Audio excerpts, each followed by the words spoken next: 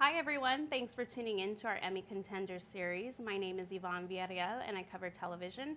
We're here today with Ellie Kemper, who stars in Netflix's Unbreakable Kimmy Schmidt. Thanks so much for joining us. Thank you for having me. So, Unbreakable Kimmy Schmidt was the second series that came to an end that you were on. The Office, you sort of came in later in the game. Mm-hmm. And so what was it like to sort of bring this one to a close? And why as the lead? Oh, thank you. Yeah. And why does every series I'm on suddenly come to an end? I mean, are we making that connection? So this was, as with The Office, very bittersweet. I joined The Office at the end of the 5th season, and I was a mess when we wrapped it up. Yes, and I think the fellow cast was so kind and so welcoming and so warm. But I do wonder if people were like, why is she having a meltdown? Grip.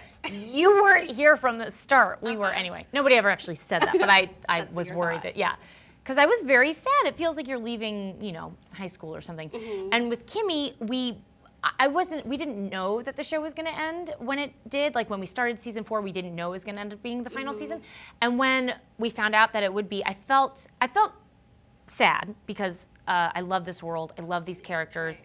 The spirit and the writing on the show is unparalleled. And I love working with all these people just on a daily basis, the cast and the crew and the creators. But I also felt satisfied because I think that we were able to tell so many stories in these episodes, and the writers just did this miracle job of bringing everyone's story to a really satisfying, pretty triumphant end. And so having said that, it was a mix of emotions, sad personally and selfishly, but happy for the series as a whole. What is your process? Are you somebody that the final days of shooting are like, this is the last, I need to take a picture of this, I need to take this home or whatever? I am that. You are that. Way too sentimental. I do that with everything. I've actually stopped doing it as much now that I live in New York City and I can't take as many things because there's no room in my apartment. Yeah. So that's the only thing that is stopping me. But thankfully, the last couple weeks of shooting were so packed and busy. Like the very last day of shooting, I ran from place to place. I was giving out gifts and doing costume changes, and almost there was no eating. I was like, this is the last craft service, sloppy Joe I'll have. But I do think there wasn't time to kind of absorb everything that was going on. And so we wrapped late on a Friday night, and then we had our wrap party on Saturday. And then I remember Monday just waking up and feeling like, what just happened? It was very... What is that feeling like the Monday after something like that? Yeah.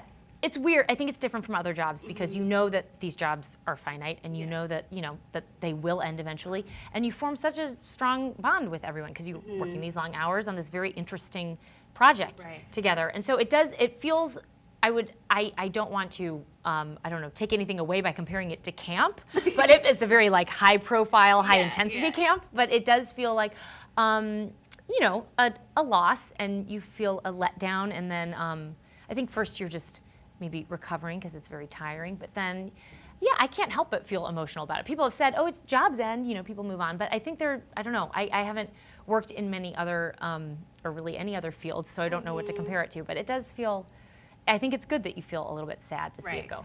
So what did you take home? I took home Kimmy's shoes, which I got cleared by the wardrobe department. I'm not a thief. Her light up shoes. I took the needlepoint that I guess it's just like a screen, the needlepoint screen that Cindy made for Kimmy that says someday. That was my major snag, and it's a picture of the world as Cindy imagines it to be, and it gave the mole women hope when they were stuck in the bunker that someday they'll return to this world, and they did. Are they displayed in your apartment? No, I have them hidden. I'm so worried about something happening to them. They're again, my apartment is not that big, but they're wrapped up in bags and put away. I actually maybe should put them in a... Uh-oh, now I've just alerted all the burglars. I should put them in a safe. But no. Just don't give your code, you're fine. Yeah, exactly. Yeah. No, they're not prominently displayed, but maybe in a bigger apartment they will be. Well, and is it just for a show that we weren't sure what was going to happen to it in the beginning because NBC sort of passed it over, do you remember what was going through your mind when they decided, I don't know if this is a right fit for us? Yes, because we had just, we were wrapping up the first 13 episodes, and I believe the NBC had, we were filming in the fall, so I believe we were under the impression that it would get a mid-season debut. Yeah. And then we kept not getting a date. And as the actor and not the creator, I feel like you sort of take a back seat. Like you kind of feel like, the adults will take care of it. But I was growing a little concerned when I realized, it seems like it's November, now it's December, and we don't have an air date yet. And then I wasn't worried though, because I don't know. I was sort of letting the adults worry about it. And then all of a sudden these Netflix executives showed up. That's when we knew. No, we just said, something's afoot. Yeah. And then that process, I guess, happened really quickly. And it was great because Universal was pleased, Netflix was pleased, we were pleased because the show got to keep going. And I think everyone, was pretty happy with the, turn of events. Because it was one of their first comedies for Netflix, Yeah, right? I think at the time it was Orange is the New Black, House of Cards. I want to say I don't know if Orange is the New Black was considered a comedy or drama back then, but I think we were one of the first comedies, which it's crazy how Netflix has totally exploded since we first, worked with them. I like the nod to them this season. They got little shout out. Yes, exactly right, yeah. So they deserve respect. Yes. What did you think of how things wrapped up? What were you pleased to see in terms of where Kimmy ends up? Well, I love Kimmy's story, and when I read the last line of the script in the table read, or one of the last lines, I think it's the last line, which is a little boy telling her that her books, I don't know what happens to me. I start to cry. I'm not even doing a performance right now, I promise you. I have a 2-year-old son, and I think my hormones start to rage. But when the little boy tells Kimmy that her books make him feel safe, I got goosebumps. I felt so lucky that I got to play this character who made a concrete difference in the world. All she seeks to do is to make the world a better place. She doesn't blame anyone for what has happened to her, the horrific things that have happened to her. She does not use as an excuse for any shortcomings or failures or hardship. She continues to move forward despite all that and remains steadfast in her mission to improve the world. And she does just that. She writes this best-selling book that is, I think one of the goals of the book is to help boys not grow up to be creeps. And she accomplishes that. And she does it, in an enormous way. And she creates these theme parks. So I felt so happy for her that she was able to meet this goal of hers. With the other characters too, I think I was so happy about Titus and Mikey. I think that's the sweetest story. One of the sweetest love stories I've seen on screen, and to have them end up together made me personally very happy. I think everyone, Lillian and Jacqueline, I think everyone, I don't think it's like perfectly wrapped up, but everyone is successful, I think, on some level at accomplishing, whatever goal that they had for themselves. Well, and Kimmy's a little bit surprised by the success that her books have had. And, her book. Talk about what you think is going on there, like her not realizing how wide it goes. Yes, so she was having trouble, not unlike me in real life, she was having trouble understanding the interweb and the tubes and why her book wasn't selling, why the website kept crashing. And then when Zan, played by Dylan Galula, who I love, when she is reading the book and is quoting from it and Kimmy is astounded, like, where did you hear that? I think because, I think she didn't think that the book was doing well at all, so she'd already, put herself in that mind frame. But also, I think, I don't know if anyone is surprised to enjoy a lot of success, but probably no one necessarily expects it. Yeah, like you could have an inkling that, I think this might, resonate with people. Right. But to have it on that level, I think, surprised even her, just because, I don't know. I think I don't know. I guess it's you never want to. I guess you want to.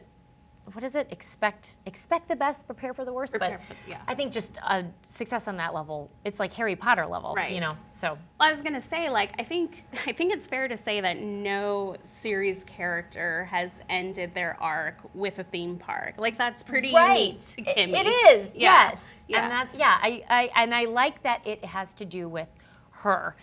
She's not.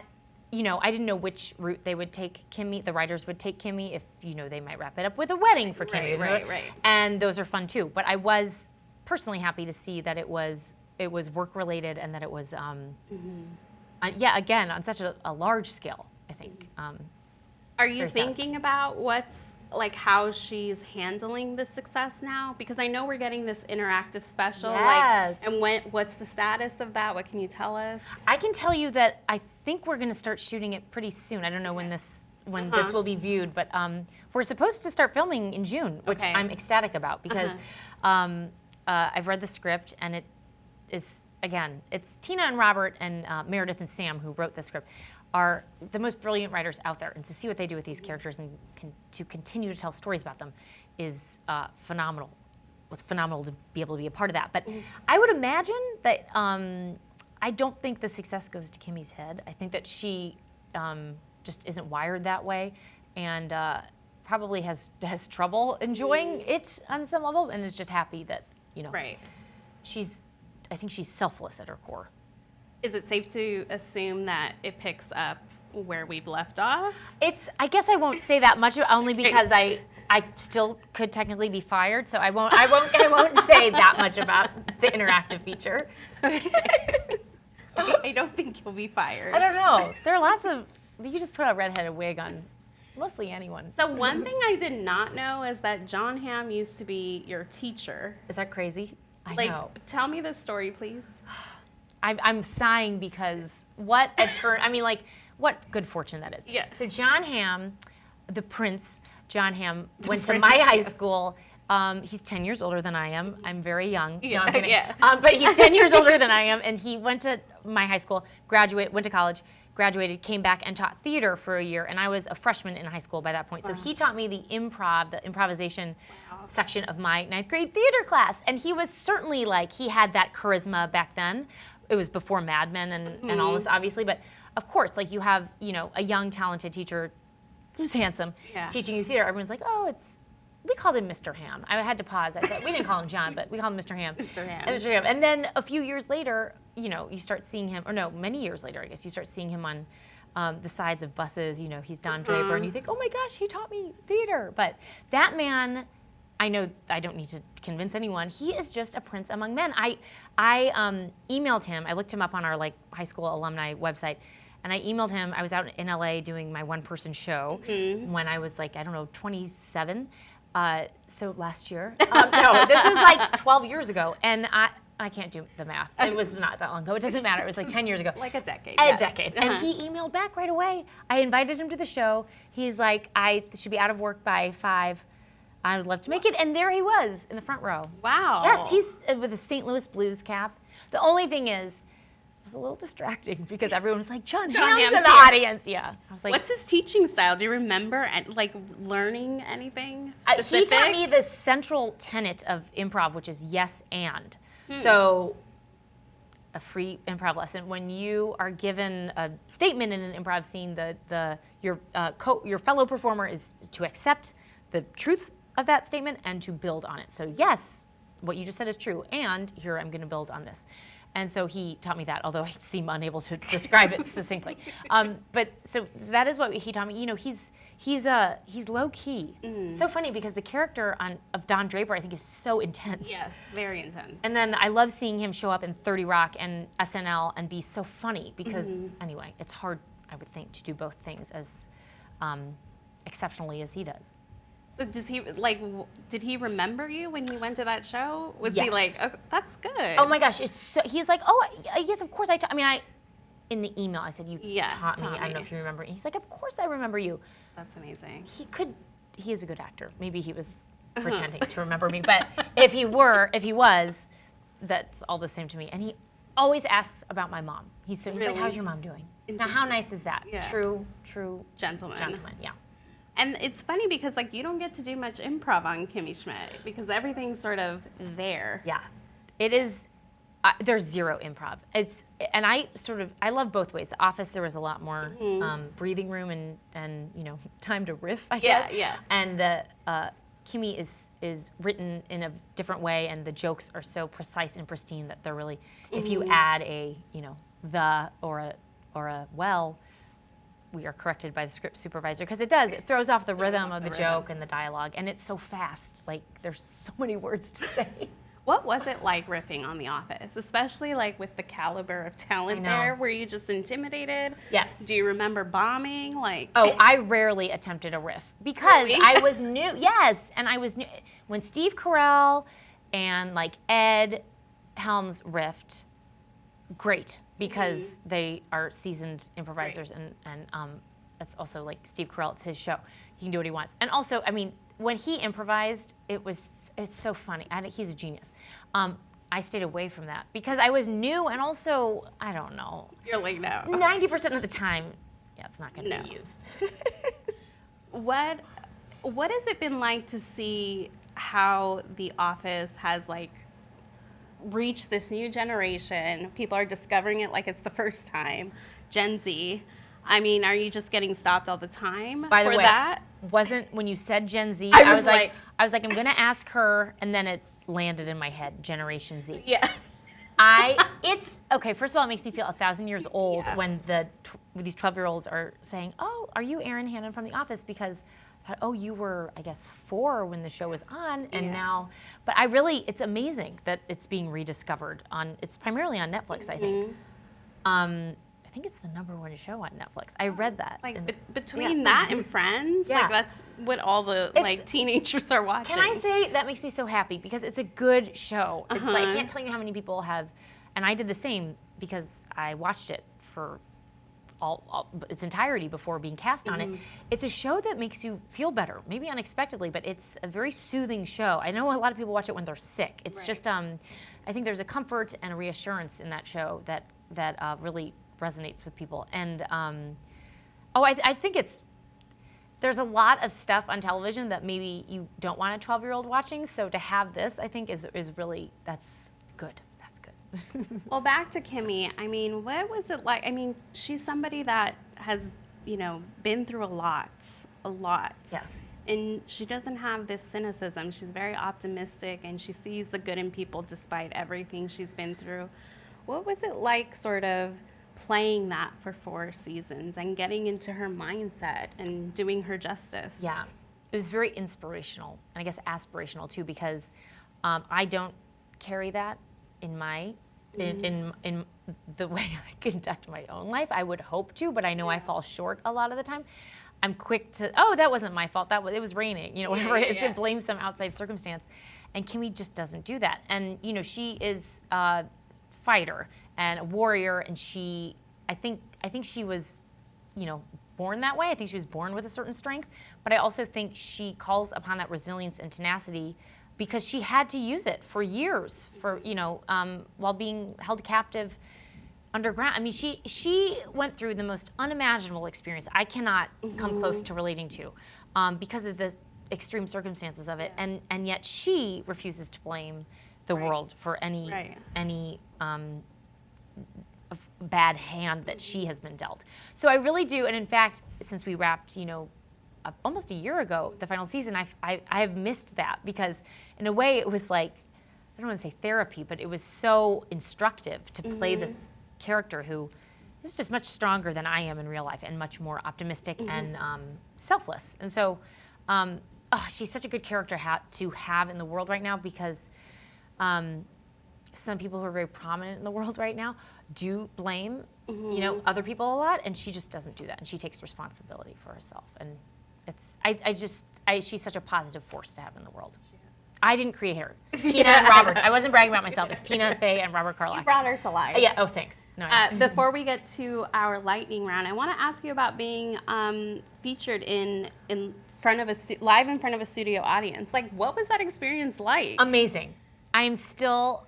You played Gloria in All in the Family. Yes, I played Gloria Stivic in the live, performance of All in the Family on ABC last Wednesday, and it was okay. So when I was offered the part, I thought this is amazing, and then immediately went from celebrating to panic. Panic, yeah. Panic. Yeah. I thought I'm just gonna be panicked for 2 months, but I'm gonna do it. But I'm gonna be so nervous for 2 months, and I was. And then we had a week of rehearsals, and the first day I showed up, I mean, it was one of those things where you're just like, everyone experiences this kind of panic, and you know that it will be over, but in the moment you just feel like you're gonna die. Yeah. And then it was fine. It's always fine. And everyone on that show, I mean, these are superstars on the show. Everyone was nice. I could not. That's what really. Well, put Woody my mind at Harrelson ease. was Archie Bunker. Like Marissa Tomei, Ike Barinholtz was Meathead. It was such, Jamie Foxx, excuse me, like everyone, Wanda Sykes, everyone on this show was just kind of legendary. And so it was such, I'm still like on a high from it. It was last week. And it was an extraordinary, exceptional, once in a lifetime experience. And Jimmy Burrows, who directed it. Crazy. The crazy, like, legend. Legend, Jimmy Burrows said, by the way, I was like, do I call you James or Jimmy? Because Jimmy felt very familiar. He said, you can call me Jimmy. That's my name. Yes. He said right before we went out, he said, just have fun. There will never be anything like this again, so have a great time. And I started to cry because it was, anyway, I could go on and on about that. It was exquisite. It was exquisite. People like watched in droves that. How great is that? They One did. of the most watched things that night. That's crazy. I didn't. It's like this, when you don't want to expect too much, but what a lovely surprise it was to know that it was that successful. Yeah. I don't know if I can make it a habit of performing live like that, but I know. I'm telling. The weirdest thing that has happened in my life, not really, but career-wise, is that once we started the show, I wasn't nervous. I was like, this is just fun. I don't know what happened, like a divine intervention. Well, what is it like rehearsing with Woody Harrelson? That's you why- have to have a story. I'm at a loss for words because that's how I felt. I was like, I don't think I slept for a month ahead of time. It is, you've seen this person, I'd never met him before. You've seen this, or really any of them, and you've seen these people perform for so long and they're such idols to you and like they don't seem real almost. And I really think it's remarkable that nobody was crazy or had an ego. It was like, I don't know if it's because we were all doing this same thing that no one had really done before. No one had done like a live restaging of a classic 70s sitcom.